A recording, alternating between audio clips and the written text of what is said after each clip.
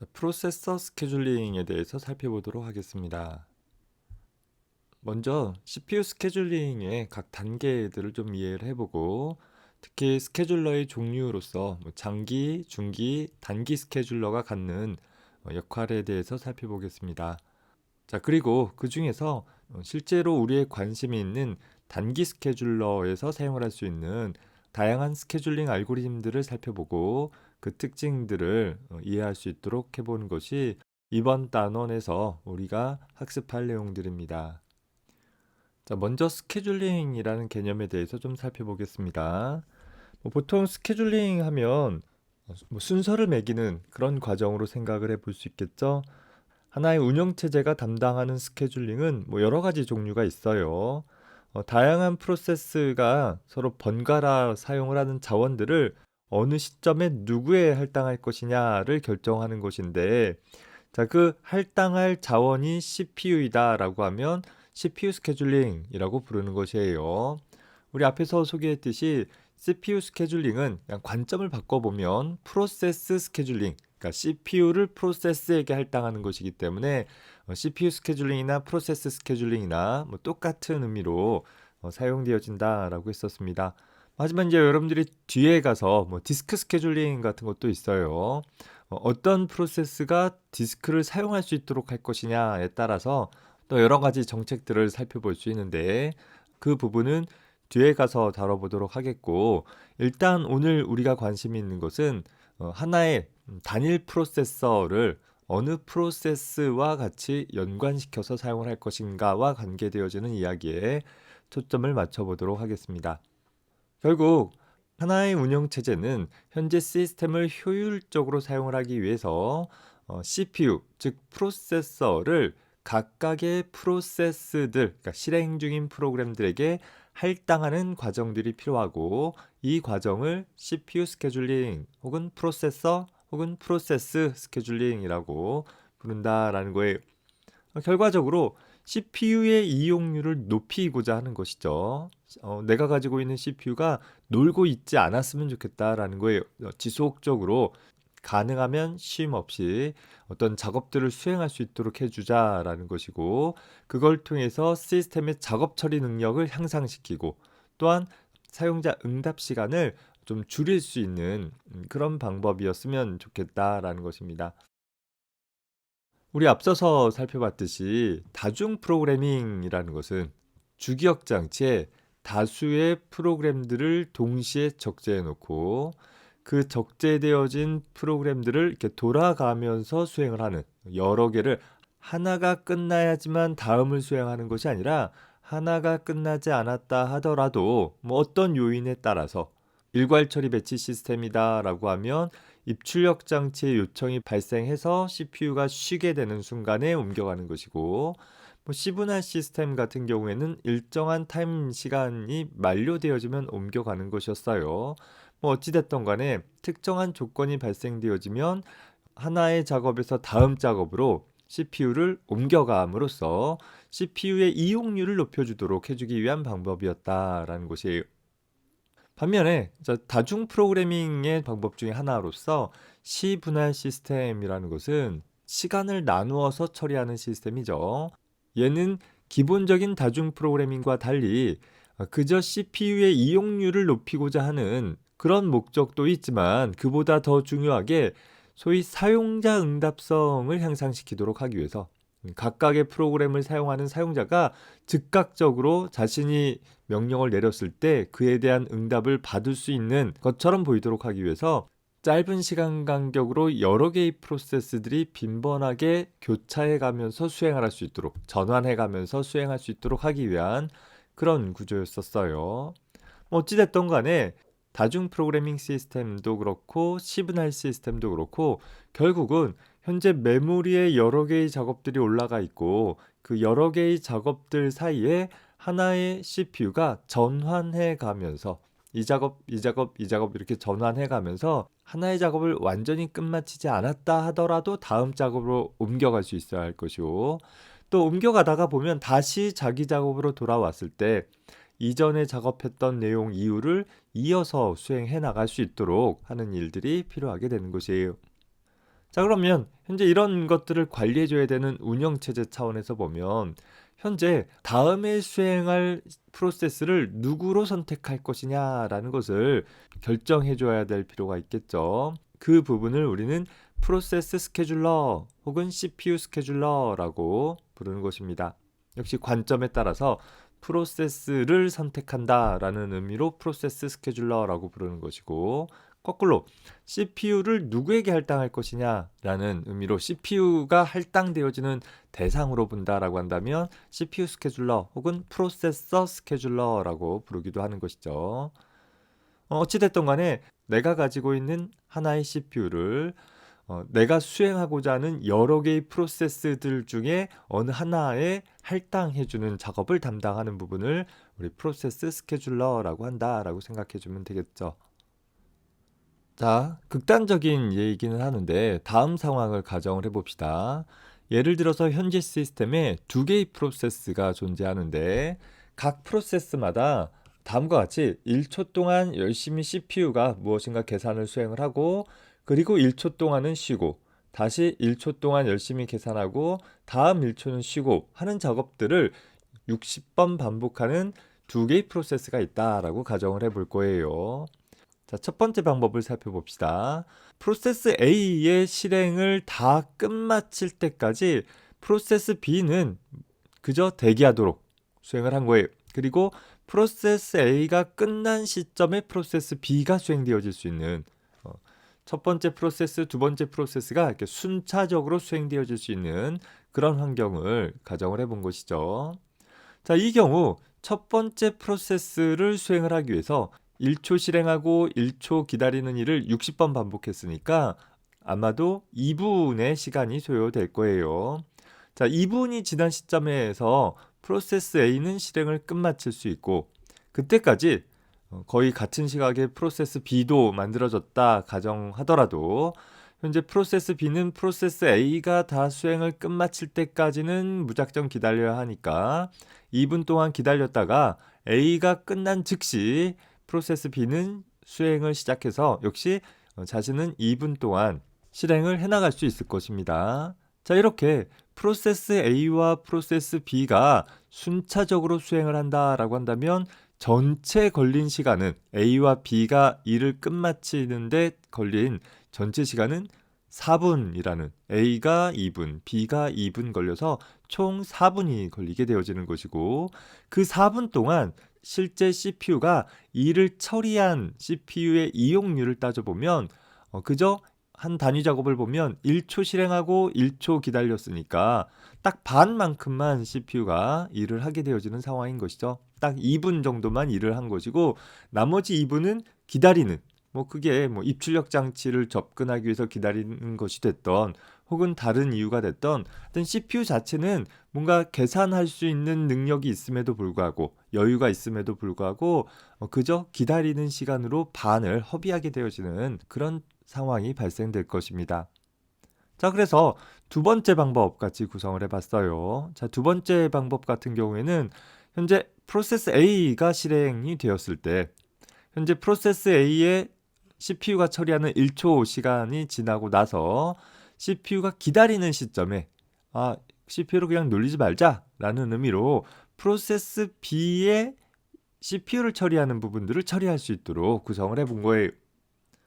우리 앞에서 이제 하나의 작업에서 다음 작업으로 전환하기 위해서는 컨텍 스위칭이라는 작업이 필요했고, 그때는 일정 시간이 소요되어진다라고 했었죠. 그 시간을 0이라고 가정한다라고 하면 아주 이상적으로 프로세스 A가 쉬는 동안에 프로세스 B가 어떤 일을 정확하게 처리해낼 수 있을 거예요. 각각의 경우. 또 프로세스 B가 쉬는 경우에 그 쉬는 틈을 타 프로세스 A는 또 CPU가 처리할 수 있는 일을 정확하게 해나갈 수 있게 될 것입니다. 즉 프로세스 A와 프로세스 B가 1초 단위로 번갈아 가면서 CPU를 사용을 하게 되어지니까 이 두 개의 작업이 다 끝나게 되는 시간은 여기서부터 여기까지가 2분의 시간이 걸리게 될 것이고, 그리고 실행을 1초 더 하니까 2분 1초면 전체 작업의 처리가 끝나게 되어진다라는 거죠. 더불어서 그 2분 1초라는 시간 동안 CPU는 얼마나 쉬지 않고 일을 했는가 보면 매 순간에 무엇인가 일을 처리하고 있었다라는 거예요. 단 1초도 쉬지 않고 지속적으로 일을 수행을 해나갈 수 있는 CPU의 이용률을 최대로 끌어올릴 수 있는 그런 상황이 된 것이죠. 자, 따라서 우리가 앞에서 암묵적으로 소개를 했지만 각각의 작업들을 그저 순차적으로 처리하는 것보다는 이렇게 여러 개의 작업 사이를 전환해 가면서 일을 처리할 수 있다라고 하면 CPU 이용률을 향상시킬 수 있는 것이고, 물론 컨텍스트 스위칭 하는데 시간이 소요되어지기 때문에 또 각각의 작업들이 이렇게 딱 톱니바퀴에 이가 맞듯이 정확하게 일치하지 않기 때문에 실제로는 이렇게 이용률이 100%까지 나오지는 않을 거예요. 하지만 그럼에도 불구하고 각각의 작업들을 개별적으로 수행하는 것에 비해서는 훨씬 더 효과적으로 시스템을 운영해 나갈 수 있게 되는 것입니다. 그리고 그 일을 위해서 우리는 CPU 스케줄링이라는, 현재 내 시스템 안에 프로세스가 2개만 있는 것이 아니라 여러 개의 프로세스가 있을 테니까 어떤 프로세스를 선택할 것인가를 결정해주는, 또 그 프로세스를 선택을 해서 작업을 전환해주는 그런 일들이 필요하게 되는 것입니다. 물론 하나의 시스템이 수행되어질 때 그 시스템 안에서 처리되어지는 모든 내용들이 다 스케줄링 되어지느냐? 그건 아닐 수 있어요. 뭐 예를 들어서 최우선적으로 처리되어져야 할 각종 인터럽트에 대한 처리나 혹은 시스템에서 발생하는 오류에 대한 처리, 혹은 사용자 응용 프로그램에서의 시스템 호출 등에 대한 처리들은 그 작업이 최우선적으로 처리되어질 수 있도록 그 작업이 처리되어지는 동안에는 스케줄링 하지 않고 한 번에 처리되어질 수는 있습니다. 하지만 일반적인 어떤 작업들, 뭐 그것이 사용자 응용 프로그램이 됐던 혹은 시스템에서 처리하고 있는 어떤 프로세스가 됐던 어떤 일반적인 처리들이나 일반적인 서비스들은 하나의 시스템 내에서, 특히 우리가 사용하는 시분할 시스템 내에서 동시에 수행되어지는 효과를 얻으면서 더불어서 앞에서 본 것처럼 좀 더 CPU의 이용률이라는 측면에서 효율성을 증대시키기 위해서 스케줄링해서 동작되어지게 될 것입니다. 자, 여기서 하나의 프로세스가 수행 중일 때는 무조건 CPU가 열심히 계산만 하는 것이 아니라 보통 프로세서 버스트라고 불리우는 CPU에 의해서 직접 계산이 일어나는 부분과 혹은 입출력 버스트라고 불리우는 입출력 장치를 조작하기 위해서 입출력 장치에 접근하느라고 CPU가 어떤 처리를 하기보다는 입출력 장치를 사용하기 위해서 기다리거나 실제 입출력 장치를 사용을 하느라고 CPU 입장에서는 특별히 처리할 내용 없이 단순히 기다리는 시간들의 과정으로 구성이 되어 있을 것입니다. 하나의 프로그램이 수행되어진다는 것은 입출력 장치를 접근하는 일과 실제 CPU가 계산하는 일들이 이렇게 순차적으로 쭉 교차해 가면서 구성되어지는 형태로 생각을 해볼 수 있다라는 것이죠. 자, 그림을 한번 살펴봅시다. 자, 예를 들어서 보면 프로그램이 수행되어지는 과정은 어떤 CPU 중심의 작업들이 이루어지고 나서 필요한 어떤 정보들을, 뭐 예를 들어 파일로부터 데이터를 읽어드린다라고 하면 디스크라는 입출력 장치로부터 데이터를 읽어드리기 위해서 입출력 버스트가 수행이 되어질 거예요. 입출력 장치를 수행하느라고 CPU는 계산하는 일 없이 그저 대기하고 입출력 장치를 접근하는 그런 시간이 수반이 되어진다라는 거죠. 자, 파일로부터 데이터를 읽어드렸다라고 한다면, 자, 그 읽어드린 데이터를 가지고서 뭔가 또 CPU가 계산하는 등의 작업들을 수행을 할 수 있겠죠. CPU 버스트가 수행되어지다가 계산되어진 데이터를 다시 파일에다가 저장하는 일이 필요하다라고 한다면, 역시 입출력 버스트가 시작되어져서 입출력 장치를 접근하느라고 CPU는 놀고 있는 입출력 버스트가 발생되게 될 거예요. 뭐 이 과정들이 계속 반복될 수 있다라는 거죠.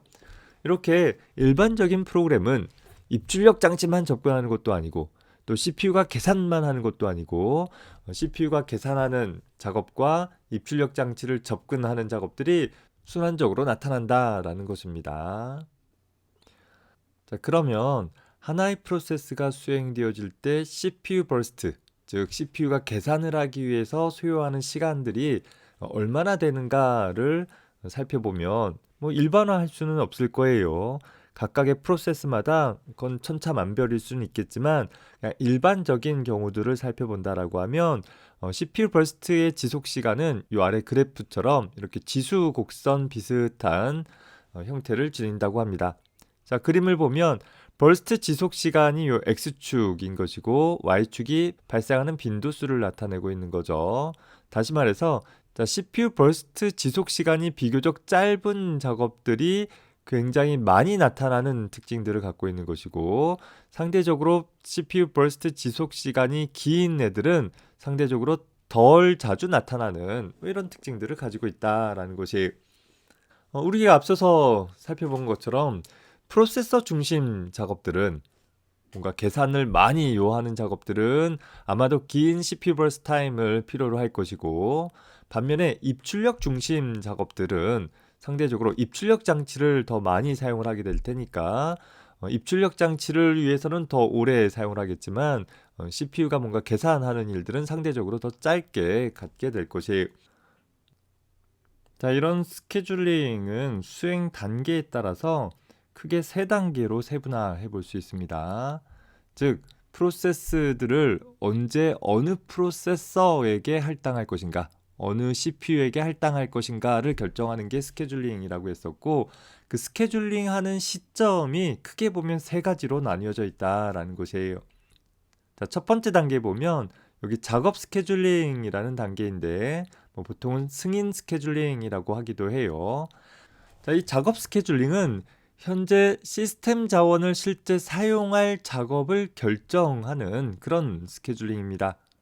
자, 우리에게는 좀 낯선 상황이기는 하는데 초기 컴퓨터에 즉 일괄 처리 배치 시스템 같은 경우를 보면 내가 수행하고자 하는 각각의 작업들을 한 번에 시스템에게 설정을 해 놓으면 쭉 그 작업들이 순서대로 처리가 되어진다라고 했었죠.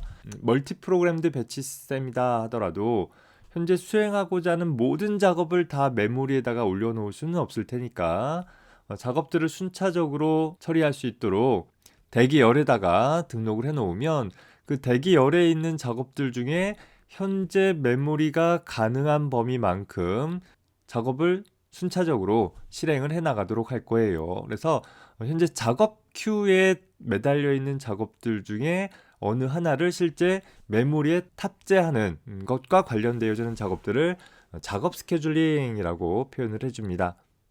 따라서 이 작업은 자주 일어나는 작업은 아닐 거예요. 현재 메모리가 비워져서 새로운 작업을 메모리로 탑재할 필요가 있을 때마다 수행되어지는 그런 작업이라서 이 부분은 장기 스케줄링이라고 부르기도 합니다.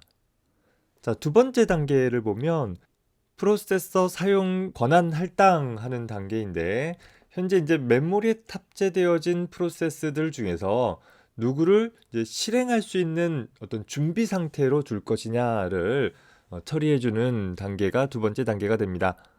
즉 어느 프로세스에게 CPU를 사용할 권한을 줄지를 그러니까 사용할 수 있는 대기 상태로 만들어 줄지를 결정해 주는 부분으로서 얘는 이제 앞뒤에 나와 있는 단계들과 구분을 해서 중기 스케줄링이라고도 표현을 하고 뒤에 가서 스와핑이라는 그런 기능의 일부로 생각을 해볼 수 있습니다. 자, 활성화되었다라고 하면 이제 실제 레디 상태가 된 거예요. 자, 우리 앞에서도 프로세스들의 상태 다이어그램 살펴봤지만 레디 상태라는 것은 CPU를 할당받으면 즉각적으로 뭔가 일을 할 수 있는 상태의 프로세스들을 가리켰죠. 즉 현재 레디 상태에 있는 프로세스 중에서 실제 CPU를 할당하는 스케줄링을 디스패칭이라고 해서 이 세 번째 단계에서 담당을 해주게 되어집니다. 이 부분은 다른 스케줄링 방법에 비해서 상대적으로 빈번하게 처리가 되어져서 얘는 단기 스케줄링이라고 표현을 해주기도 하죠. 모든 시스템의 이 세 가지 스케줄링 작업들이 항상 동반되어지는 것은 아닐 수 있어요. 특히 최근에 우리가 사용하는 시스템에서는 장기 스케줄링인 1단계 작업들은 스케줄러가 수행하는 게 아니라 사람이 적절하게 어떤 프로그램을 수행할 것인지를 처리해주는 과정으로 대체가 되어져서 어떻게 보면 유명무실할 수 있는 단계인 것이고 여전히 2, 3단계 중심으로 처리가 되어질 것입니다. 하지만 이제 스케줄링과 관계되어지는 일반적인 개념들을 정리하는 과정이기에 세 부분들을 각각 나누어서 설명을 하고 있습니다. 자, 이런 스케줄링을 처리하고자 했을 때 고려해야 할 상황들 몇 가지를 좀 살펴봅시다.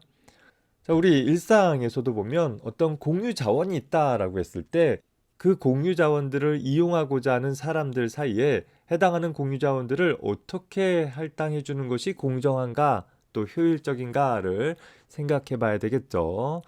컴퓨터 시스템 내부에서도 마찬가지일 거예요.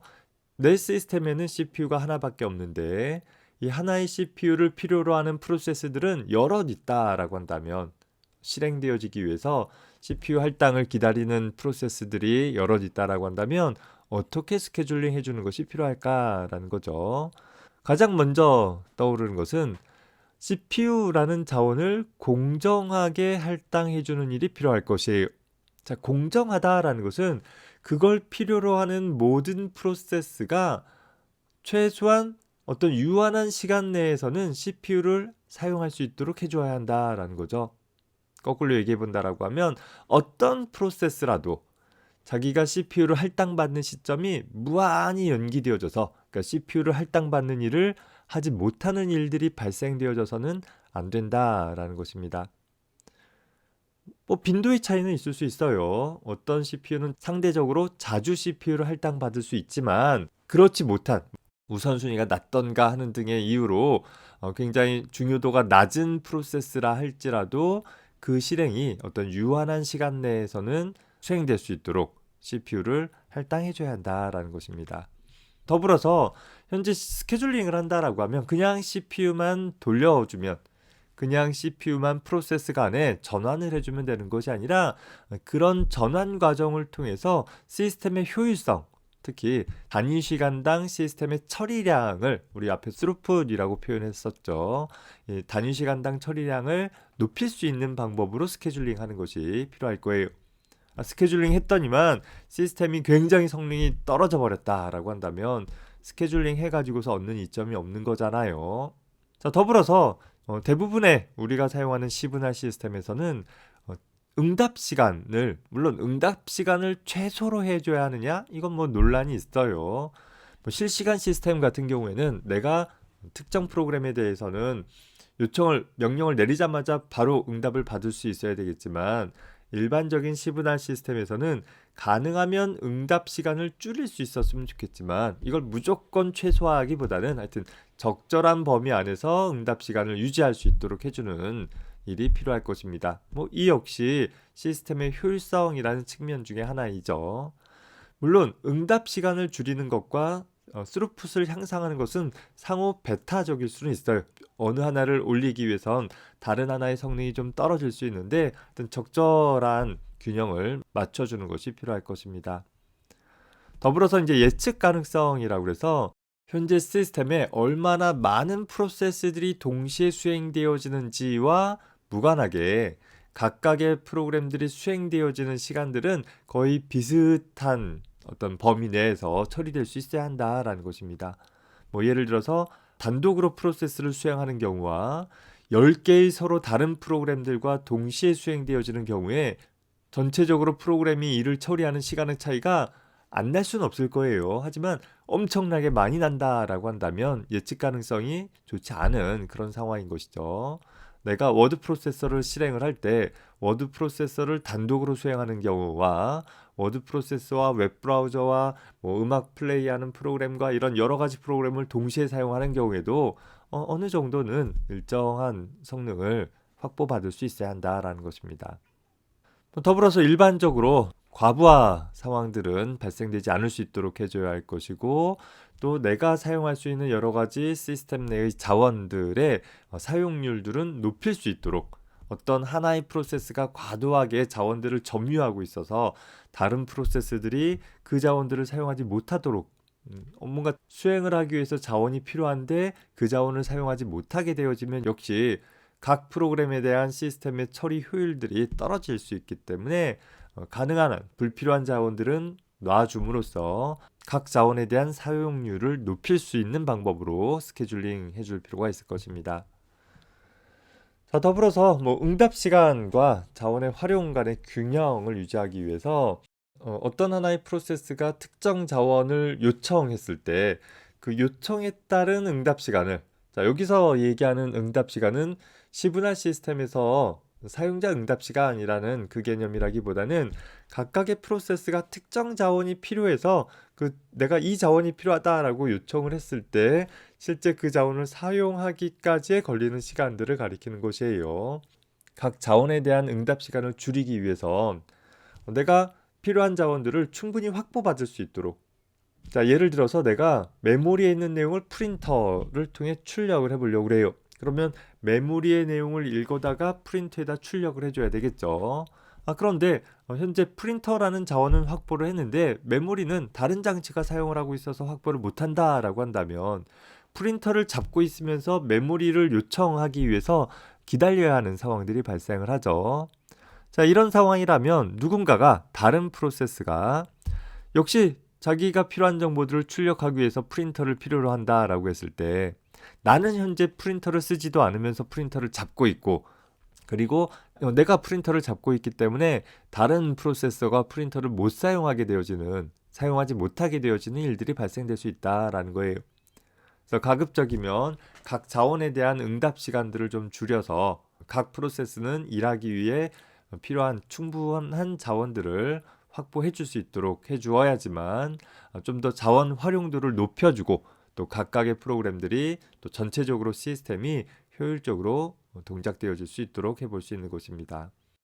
더불어서 어떤 하나의 프로세스는 실행이 무기한으로 연기되어지는 일들을 피할 수 있어야 될 거예요. 예를 들어 우선순위가 낮은 어떤 프로세스가 있다라고 했을 때 내가 우선순위가 낮은 상황에서 우선순위가 높은 프로세스들이 많이 발생하게 되어지면, 그러면 내가 우선순위가 낮기 때문에 계속 밀려나 버리는 일이 발생될 수 있다라는 거죠. 그래서 이런 일들을 피하기 위한 어떤 방법들이 제공되어질 필요가 있고, 대표적으로 에이징이라는 방법으로 우선순위가 낮은 프로세스도 상대적으로 오래 기다리게 되면 우선순위를 조금씩 높여줌으로써 하여튼 언젠가는 수행되어질 수 있도록 처리해 줄 수 있는 방법들이 지원되어져야 할 것입니다.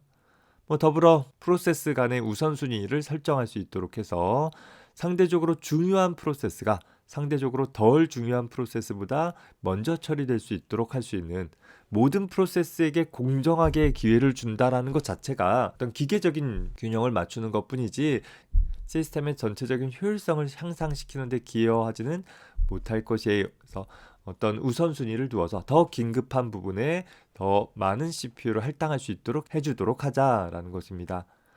더불어 시스템에서 제공하는 여러 가지 서비스들을 사용할 수 있는 기회도 공평하게 균형적으로 제공해 줄 수 있어야 될 것이고, 특히 시스템에서 감당할 수 있는 서비스 수 같은 것들을 적절히 유지를 해서 갑작스런 어떤 서비스 감소로 인해서 시스템이 과부하에 빠지는 일들이 발생되지 않을 수 있도록 해주는 일이 필요할 것입니다. 예를 들어서 이제 우리가 뒤에 가서 다룰 내용이지만 가상 메모리라는 개념이 있어요.